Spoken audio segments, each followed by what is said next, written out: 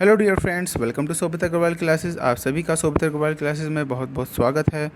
आज आपके लिए बहुत ही अच्छी आपके लिए पोएम लेकर आया हूँ और पोएम का नाम है टू मिल्टन लंदन 1802। तो ये पोएम जो है विलियम वर्ड्सवर्थ ने 1802 में लिखी थी। बहुत ही अच्छी आपके लिए पोएम है। कई बार एग्ज़ाम में टीजीटी, पीजीटी, एनवीएस की व सभी लिटरेचर के एग्ज़ाम में यहाँ से क्वेश्चन आ चुके हैं। तो किसी भी पोएम की हमें हिंदी ज़रूर पता होनी चाहिए, तभी वे लाइन्स जो है हम अच्छे से याद कर पाते हैं। तो इससे पहले कि वीडियो आगे बढ़ाएं, जिसने चैनल को सब्सक्राइब नहीं किया चैनल को सब्सक्राइब जरूर करें और बेल आइकन जरूर प्रेस करें ताकि आने वाली वीडियो का नोटिफिकेशन आपको मिलता रहे। मेरा इंट्रोडक्शन आपके सामने है ही, तो मैं अपने जितने भी एक्सपीरियंस होते हैं वे सभी चैनल के माध्यम से शेयर करता हूं। तो चैनल को ज़्यादा से ज़्यादा शेयर करें और सब्सक्राइब जरूर करें और लाइक करें।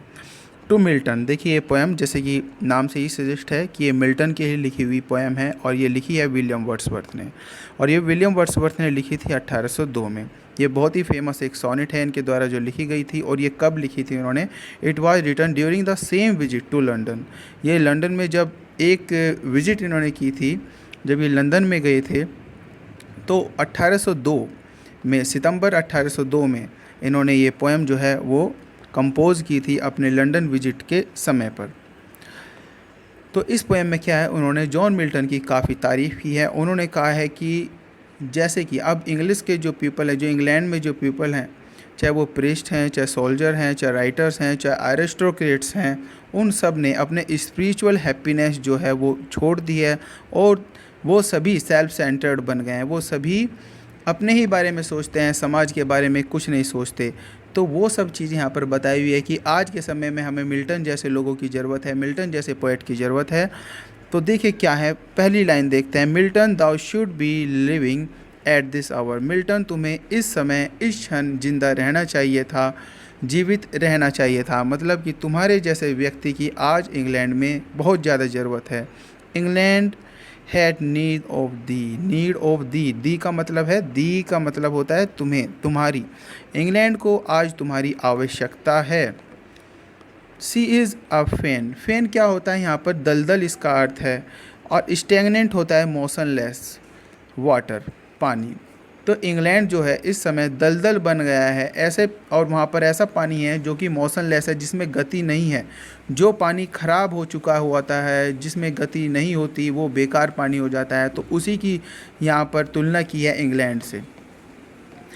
ऑल्टर, चाहे वो मंदिर, चाहे तलवार हो, चाहे मतलब यहाँ पर पुजारी का अर्थ है। सावर्ड, चाहे सैनिक हैं। पेन, चाहे राइटर हैं। Fireside, heroic wealth of hall and bower. Hall and bower का यहाँ पे अर्थ हमें समझना चाहिए क्या है। हॉल एंड बावर, देखिए हॉल एंड बावर, हॉल जो होता था वो होता था कॉमन रूम, और बावर जो होता था वो होता था प्राइवेट रूम। और बावर यूज किया जाता था लेडीज़ के लिए।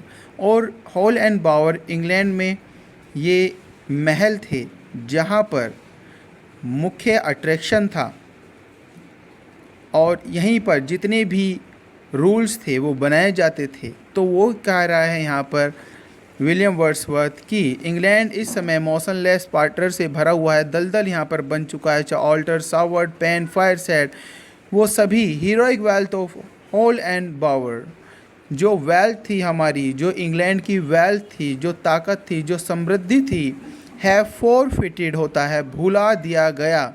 देयर एंशियंट इंग्लिश डावर, जो पुराना, जो हमारे पास हमारा ट्रेडिशन था। डावर वैसे तो यहाँ पर क्या होता है, डावर का मीन्स होता है दहेज, लेकिन यहाँ पर दहेज का यहाँ पर अर्थ नहीं है।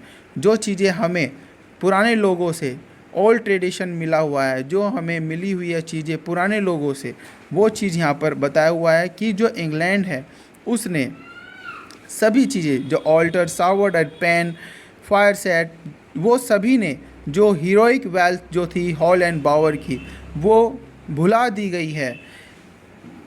और एंशिएंट डावर, और हमारे जो ट्रेडिशन थे, हम उन सब चीज़ों को भूल चुके हैं। और क्या चीज़ भुलाई है? Of inward happiness. और हमने जो हमारी आंतरिक जो हमारी खुशी थी, इनर हैप्पीनेस थी, हम उसे भी भुला चुके हैं।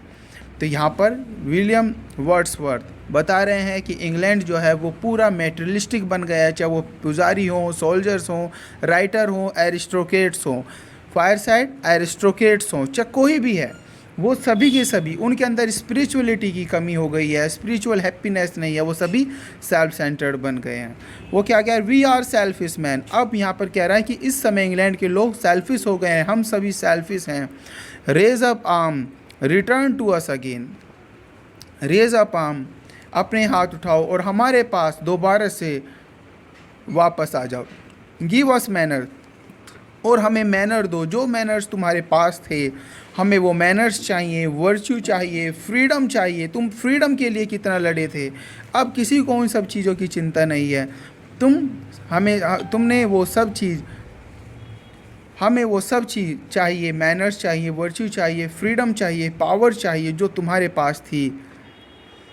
दाई soul was like a star, तुम्हारी जो आत्मा थी वो एक तारे की तरह थी। और एक बात और पॉइंट टू बी रिमेंबर्ड, ये एक पेट्रार्कन, तो जैसे मैं बता रहा हूँ कि ये एक पेट्रार्कन सोनेट थी। पेट्रार्कन सोनेट विलियम वर्ड्सवर्थ ने अपनी जितनी भी सोनेट लिखी हैं वो पेट्रार्कन फॉर्म पर ही लिखी हैं, इटालियन फॉर्म पर लिखी हैं। तो ये बात भी याद रखने वाली है। और देखिए क्या कहते हैं आगे, the Saul was like a star dwelt apart, तुम्हारी जो आत्मा थी वो एक तारे की तरह थी और ड्वेल्ट अपार्ट, जो अब हमसे दूर चली गई है। Thou had a voice whose sound was like a sea, तुम्हारी जो तुम्हारी आवाज़ थी वो उसका आवाज़ ऐसी थी जैसे कि समुद्र की आवाज़। यहाँ पर जो वॉइस का अर्थ यहाँ पर बताया, उनकी ब्लैंक वर्ड्स की यहाँ पर तुलना की गई है। उनकी जो ब्लैंक वर्ड्स जो है उन्होंने बताई, उनकी ब्लैंक वर्ड्स इतनी अच्छी क्वालिटी की थी कि वो जैसे कि समुद्र की आवाज़ होती है ऐसी उनकी वॉइस थी, ऐसी उनकी ब्लैंक वर्ड्स थी।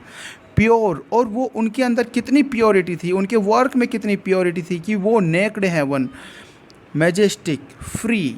देखिए जो जैसे समुद्र, जैसे कि आसमान होता है वो कितना जब नीला हो जाता है वो कितना प्योर लगता है, कितना शुद्ध लगता है, विशुद्ध लगता है, कितना मैजेस्टिक फुल लगता है, कितना फ्री लगता है। तो उन्हें भी तुलना की गई है, उनकी आवाज़ की, उनकी आत्मा की, उनकी ब्लैंक वर्ड्स की तुलना की गई है नेक्ड हेवन से, वो इतना प्योर है।